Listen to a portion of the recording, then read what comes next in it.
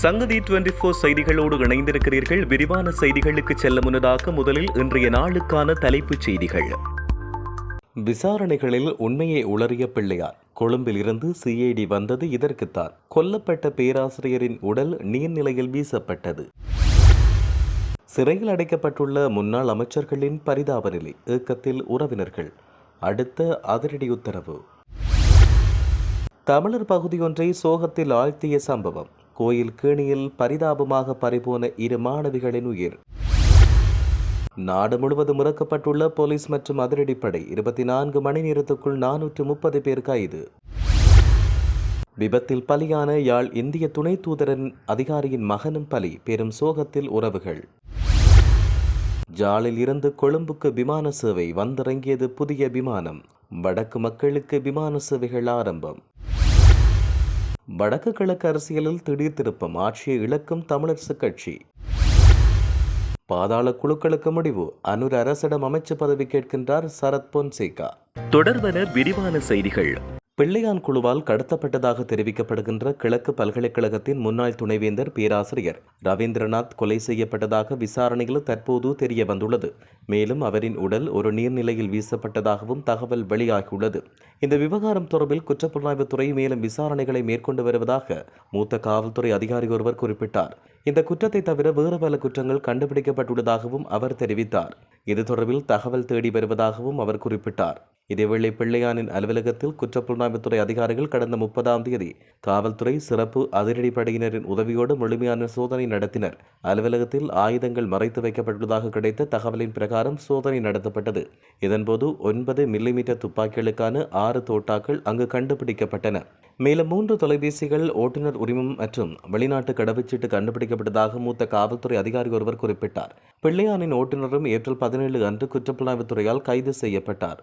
அவரும் காவலில் வைக்கப்பட்டுள்ளார். சிறையில் அடைக்கப்பட்டுள்ள முன்னாள் அமைச்சர்கள் மஹிந்தானந்த அழுத்கமகே மற்றும் நளின் பெர்னாண்டோ ஆகியோரை அவர்களின் குடும்ப உறுப்பினர்கள் அல்லது நண்பர்கள் மாதத்துக்கு ஒருமுறை மட்டுமே பார்க்க அனுமதிக்கப்படுவார்கள் என சிறைச்சாலை திணைக்களம் தெரிவித்துள்ளது. அவர்களுக்கு கடூழிய சிறை தண்டனை விதிக்கப்பட்டுள்ள நிலையில் இந்த அறிவிப்பு வெளியாகியுள்ளது. இது அனைத்து கைதிகளுக்கும் பொருந்தும் விதியாகும் என சிறைச்சாலை ஆணையாளர் காமினி திசாநாயக்க தெரிவித்தார். வழக்கமாக ஒரே நேரத்தில் 3 பேருக்கு வாய்ப்பு வழங்கப்படும் என அவர் குறிப்பிட்டார். முன்னாள் அமைச்சர்கள் இருவரும் ஒரே பொதுவான பகுதியில் தடுத்து வைக்கப்பட்டுள்ளதாக சிறைச்சாலை வட்டாரங்கள் தெரிவிக்கின்றன. முல்லைத்தீவு குமிளமுனை பகுதியில் ஆலயம் ஒன்றில் உள்ள கிணற்றில் விழுந்து பாடசாலை மாணவிகள் 2 உயிரிழந்தனர். குமிளமுனை கொட்டுக்கிணறு பிள்ளையார் ஆலய கேணியில் படமெடுக்கச் சென்ற 2 மாணவிகள் தவறி விழுந்த நிலையில் ஆபத்தான நிலையில் மீட்கப்பட்டு முல்லைத்தீவு மாவட்ட வைத்தியசாலையில் அனுமதிக்கப்பட்ட பின்னர் சிகிச்சை பலனின்றி உயிரிழந்தனர். முல்லைத்தீவு குமிளமுனை கொட்டுக்கிணறு பிள்ளையார் ஆலய கேணியில் படமெடுக்கச் சென்ற 2 யுவதிகளே இவ்வாறு உயிரிழந்தனர். கேணிக்குள் இறங்கி படமெடுத்த போது இருவரும் கேணிக்குள் தவறி விழுந்தனர். உயிரிழந்த இருவரும் 15 வயதுடையவர்கள் என போலீசார் தெரிவித்தனர். உயிரிழந்த 2 மாணவிகளும் பூதன்வயல் மாமூலை பகுதியில் வசிக்கும் தரம் 10 கல்வி பயிலும் பாடசாலை மாணவிகள் ஆவர். மேலும் குறித்த சம்பவம் தொடர்பான மேலதிக விசாரணைகளை போலீசார் மேற்கொண்டு வருகின்றனர். கடந்த 24 மணி நேரத்துக்குள் நடத்தப்பட்ட நடவடிக்கைகளில் போதைப் பொருளோடு 430 சந்தேக நபர்கள் கைது செய்யப்பட்டதாக இலங்கை போலீஸ் தெரிவித்துள்ளது. கைது செய்யப்பட்டோரில் பெரும்பாலானோர் ஹெரோயின் போதைப்பொருளோடு தொடர்புடைய 119 பேர் கைது செய்யப்பட்டனர். மேலும் 147 பேர் ஐஸ் போதைப்பொருளுடன் கைது செய்யப்பட்டனர். 157 பேர் கஞ்சா வைத்திருந்தமை கண்டுபிடிக்கப்பட்டுள்ளது. இந்நடவடிக்கையின் போது 3 கிலோகிராம் 862 கிராம் ஹெரோயின் மற்றும் 220 கிராம் ஐஸ் போதைப்பொருளையும் போலீசார் பறிமுதல் செய்துள்ளனர். யாழ்ப்பாண இந்திய துணை தூதரகத்தில் கலாச்சார உத்தியோகத்தராக பணிபுரிந்த நிலையில் அண்மையில் ஓமந்தையில் இடம்பெற்ற வாகன விபத்தில் உயிரிழந்த சச்சிதானந்த குருக்கள் பிரபாகரனின் மகனான அக்ஷய் மருத்துவமனை சிகிச்சை பலனின்றி நேற்று உயிரிழந்தார். ஒரே குடும்பத்தில் அடுத்தடுத்து ஏற்பட்ட இந்த விபத்து துயரங்கள் அந்த பகுதி மக்களை சோகத்தில் ஆழ்த்தியுள்ளன. அண்மையில் வவுனியாவில் இடம்பெற்ற வாகன விபத்தில் பிரபாகரன் குருக்கள் உயிரிழந்த நிலையில் அவரின் மனைவி, அவருடைய மகன், யாழ்ப்பாண பல்கலைக்கழக விரிவுரையாளர் படுகாயமடைந்தனர். தொடர்ச்சியான மருத்துவ சிகிச்சை அளிக்கப்பட்ட போதிலும் சிகிச்சை பலனளிக்காத நிலையில் அவருடைய மகன் நேற்றைய தினம் உயிரிழந்தார். டேவிட் பீரிஸ் ஏவியேஷன் கொழும்பிலிருந்து யாழ்ப்பாணம் வரையான மக்கள் போக்குவரத்துக்கான விமான பயணங்களை ஆரம்பித்துள்ளது. அரசாங்கத்தின் எதிர்கால திட்டங்களுக்கு அமைவாக உள்ளூர் விமான சேவையை விருத்தி செய்யும் நோக்கில் டேவிட் பீரிஸ் ஏவியேஷன் நிறுவனம் இலங்கை சிவில் விமான போக்குவரத்து அதிகார சபையின் மேற்பார்வையின் கீழ் கொழும்பிலிருந்து யாழ்ப்பாணத்துக்கு விமான சேவையை ஆரம்பிக்க திட்டமிட்டுள்ளது. இதற்காக இலங்கை சிவில் விமான போக்குவரத்து அதிகார சபையின் பரிசோதிப்பவர்களின் மேற்பார்வையின் கீழ் விசேட கண்காணிப்பு விமான பயணத்தை இன்றைய தினம் ரத்மலானி விமான நிலையத்திலிருந்து யாழ்ப்பாண சர்வதேச விமான நிலையம் வரை மேற்கொள்ளப்பட்டுள்ளது. குறித்த விமானம் இன்று பிற்பகல் 1:05 மணிக்கு யாழ்ப்பாணம் பலாலி சர்வதேச விமான நிலையத்தை வந்தடைந்தமை குறிப்பிடத்தக்கது. தமிழ் தேசிய பேரவை மற்றும் ஜனநாயக தமிழ் தேசிய கூட்டணி ஆகிய தரப்புகளிடையே கொள்கை ரீதியான இணக்கத்தை ஏற்படுத்தும் ஒப்பந்தம் ஒன்று இன்று கைச்சாத்திடப்பட்டது. யாழ்ப்பாண நகரில் உள்ள தனியார் விருந்தினர் விடுதியில் இன்று இடம்பெற்ற நிகழ்வில் குறித்த ஒப்பந்தம் கைச்சாத்திடப்பட்டது. தமிழ் தேசிய பேரவையின் சார்பில் அதன் தலைவர் கஜேந்திரகுமார் பொன்னம்பலமும், ஜனநாயக தமிழ் தேசிய கூட்டணியின் சார்பில் அதன் செயலாளர் நாகலிங்கம் ரட்னலிங்கமும் கையொப்பமிட்டனர். ஒப்பந்தம் கைச்சாத்திடும் நிகழ்வில் தமிழ் தேசிய பேரவையின் சார்பில் கஜேந்திரகுமார் பொன்னம்பலம், செல்வராஜா கயேந்திரன், என் ஸ்ரீகாந்தா, ஐங்கர்நேசன், எம்.கே. சிவாஜிலிங்கம், ஏ. சரவணபவன், அருந்தபாலன், நாவலன், ஜனநாயக தமிழ் தேசிய கூட்டணியின் சார்பில் தர்மலிங்கம் சித்தார்த்தன், கோவிந்தன் கருணாகரம், சுரேஷ் பிரேமச்சந்திரன், முருகேச சந்திரகுமார், நாகலிங்கம் ரட்னலிங்கம், ப. கஜதீபன், சர்வேஸ்வரா உள்ளிட்டோர் கலந்து கொண்டனர். உள்ளூராட்சி நிறுவனங்களின் உத்தியோகபூர்வ பதவிக்காலம் இன்று ஆரம்பமாகியுள்ள நிலையில் வடக்கில் பெரும்பாலான சபைகளில் ஆட்சி அமைப்பதில் தமிழ் கட்சிகளிடையே இழுபறி நிலை காணப்பட்டுள்ளது. தமிழ் தேசிய பேரவை, ஜனநாயக தமிழ் தேசிய கூட்டணி ஆகிய தரப்புகளிடையே தொடர்ச்சியாக நடைபெற்ற சந்திப்புகளை தொடர்ந்து ஒப்பந்தம் ஒன்று கைச்சாத்திடப்பட்டது. இலங்கை தமிழரசுக் கட்சி முன்னிலையில் உள்ள சபைகளில் ஆட்சி அமைக்கலாம் என கூறிய நிலையில் தமிழ் தேசிய பேரவை, ஜனநாயக தமிழ் தேசிய கூட்டணிக்கிடையில் ஒப்பந்தம் கைச்சாத்திடப்பட்டமையானது இலங்கை தமிழரசுக் கட்சி ஆட்சி அமைப்பதை கேள்விக்குட்படுத்தியுள்ளது. அவ்வாறு இலங்கை தமிழரசுக் கட்சி ஆட்சி அமைக்க வேண்டுமாக இருந்தால் தேசிய மக்கள் சக்தியோடு கூட்டுச்சேர வேண்டிய கட்டாயம் ஏற்பட்டுள்ளது. அதற்கும் தமிழரசுக் கட்சி தயங்காது என அரசியல் விமர்சகர்கள் கூறுகின்றனர்.